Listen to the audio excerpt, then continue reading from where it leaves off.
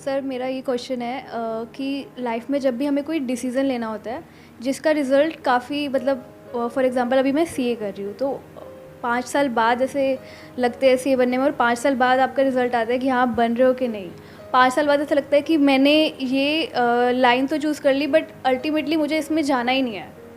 या for example अगर आप शादी का डिसीज़न ले रहे हो तो आप चूज़ कर लेते हो कि हाँ मुझे इसके साथ शादी करनी है बट कुछ सालों बाद ऐसा लगता है कि वो एक डायरेक्शन में ग्रो करा और मैं एक डायरेक्शन में, बट मुझे ये नहीं चाहिए था।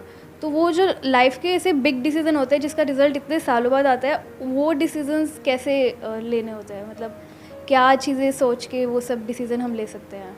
ऐसा करियर में होता है, रिलेशनशिप में होता है, इनफैक्ट कहाँ नहीं होता है। हर जगह ही होता है। एक मिनट में लगता है लाइफ बहुत बढ़िया है, अगले मिनट में लगता है कि लाइफ बहुत ही बेकार है।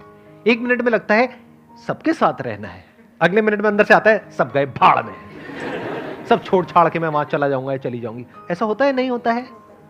एक मिनट में होता है ये करना है करना है करना है करना है, फिर जब करना शुरू करते हैं अरे ये तो बेकार है, इसमें कुछ नहीं है।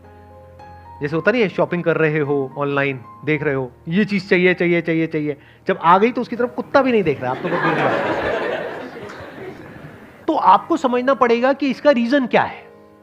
आपने दो बातें करी, एक कि अभी आप सीए कर रहे हो और मान लेते हैं कि 5 साल बाद आपको रियलाइज होता है कि ये मेरे लिए नहीं है। तो क्या है आपके लिए? पेपर पे लिखो। पेपर पे आपने एक तरफ लिखा सीए, दूसरी तरफ मानो लिख दिया सीएस। सीएस मुझे करना है, सीए नहीं करना है। That could be CS, CZ, CY, CX, whatever it is. तो अब उसके रीजंस देखो ना कि इसको छोड़ने का क्या रीजन है और ये करने का क्या रीजन है। तो थोड़ी देर में जब आप लिखने लग जाओगे और अपने माइंड को लिख करके क्लियर करोगे, ये बात मैंने बहुत बार बोली अपने सेशंस में, but I am not sure कितने लोग इस बात को समझते हैं और एक्चुअल में करते हैं। कभी भी कोई भी प्रॉब्लम हो, अपने माइंड में उसको सॉल्व करने की कोशिश मत करना, एंटैंगल्ड हो जाओगे बुरे तरीके से। स्पेशली अगर प्रॉब्लम बड़ी है तो, छोटी मोटी है तो माइंड में ही करनी पड़ेगी। जैसे बाइक चला रहे हो, स्कूटर चला रहे हो, व्हाटएवर, और एकदम से कोई सामने से आया तो उस वक्त पेपर पेन लेकर के नहीं बैठ जाओगे, क्या करूं, तब तक तो हो जाएगा जो होना है। उस वक्त तो इमीडिएट एक्ट करना पड़ेगा। बट ये जो बड़े डिसीजंस हैं, शादी का डिसीजन, डिवोर्स का डिसीजन, करियर चूज करने का डिसीजन, करियर को छोड़ने का डिसीजन, ये बहुत बड़े डिसीजंस हैं, छोटे नहीं है। तो इन डिसीजंस को माइंड में कभी सॉल्व करने की कोशिश मत करना। तो कैसे करना है? पेपर पेन लेकर के माइंड मैपिंग करना सीखो ना। कितने लोग आप में से माइंड मैपिंग करते हैं? सच बोलना, झूठ मत बोलना। सिर्फ 4-5 लोग, इतने लोगों में से।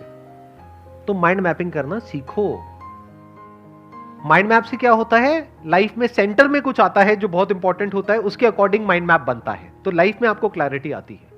तो जब आप ये करोगे तो आपको समझ आएगा कि उसका कॉज क्या है। हो सकता है सीए जो आप कह रहे हो कि अब मुझे रियलाइज हो गया, ये रियलाइज क्या होता है? Realisation is nothing but your thought, कि मुझे ऐसा लग रहा है। आज कुछ और लगता है, कल कुछ और लगता है। एक रिलेशनशिप में कभी रियलाइज होता है कि ये तो बहुत ही बढ़िया है, कभी ऐसा लगता है कि ये तो बहुत ही बेकार है। तो ये रियलाइजेशन क्या होता है? तो इस रियलाइजेशन वर्ड को हटा दो कि मुझे रियलाइज हुआ, उसके कॉज को समझो। हो सकता है आपको कॉज मिले कि मैं इसलिए आगे कंटिन्यू नहीं करना चाहती क्योंकि मैं बोर हो गई हूं। हो सकता है कॉज मिले क्योंकि इसमें बहुत एफर्ट है। ध्यान से समझो इन माइंड की गेम्स को। ये माइंड की गेम्स है हमारी, जो माइंड गेम्स खेलता रहता है आपके साथ में। तो पहले आपको कॉज को समझना है। हो सकता है कॉज मिला बोर्डम, तो दूसरी तरफ देखो ना पेपर पे क्या लिखा हुआ है, सीएस। बोर्डम तो वहां भी है, टक्कर का ही है। सही कह रहा हूं, गलत कह रहा हूं? या तो आपने लिखा होता दूसरी तरफ बंजी जंपिंग, मैं ये बंजी जंपिंग का वहां पे ऋषिकेश में जाऊंगी, वहां पे सेटअप करूंगी और खुद बंजी जंपिंग करूंगी डेली और लोगों को भी करवाऊंगी। तब लगा कि हाँ कुछ डिफरेंस है।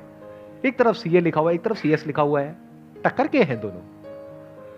ऐसे ही बॉयफ्रेंड गर्लफ्रेंड में कंफ्यूजन हो या पति पत्नी में कंफ्यूजन हो, तो दूसरी तरफ लिखो किसी का नाम।